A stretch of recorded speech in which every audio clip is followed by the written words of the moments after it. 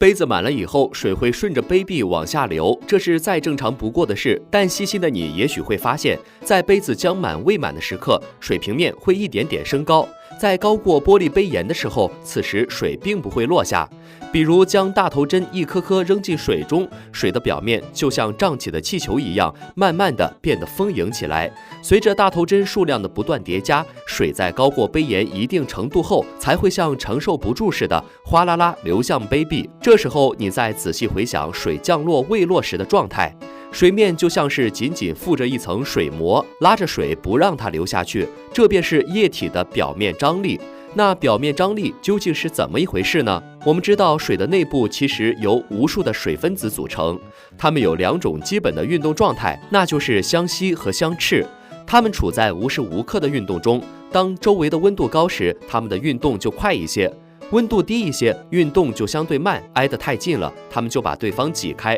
离得太远了，又会反过来紧紧牵着手。但水面表层的分子们动得太活泼，许多都跃出了水面，这就使得水面表层的水分子要比水里其他部位的数量要少。这么一来，平衡就打破了，因为少，分子隔得很远，它们争先恐后地拉着对方，形成一种往里挤的压力，里面的水越来越多，它们拉得越来越吃力，突破了临界点后，水面就支持不住了，这就使得水哗啦啦一下子流了出来。表面张力还可以解释生活中的许多现象，比如雨后荷叶上滚动的水珠，清晨草上凝聚的露珠，水龙头下面将滴未滴的水珠，水银在水面一条条的滑行，或者将区别针等重量轻的东西轻轻投掷水面，会发现它们会长时间浮在水面。我们人类更是经常利用水的张力为己所用，比如雨伞的布面上虽然有许多小孔，但雨水却不会从伞面上漏下来，因为最先落到布面的雨水会浸入这些小孔里，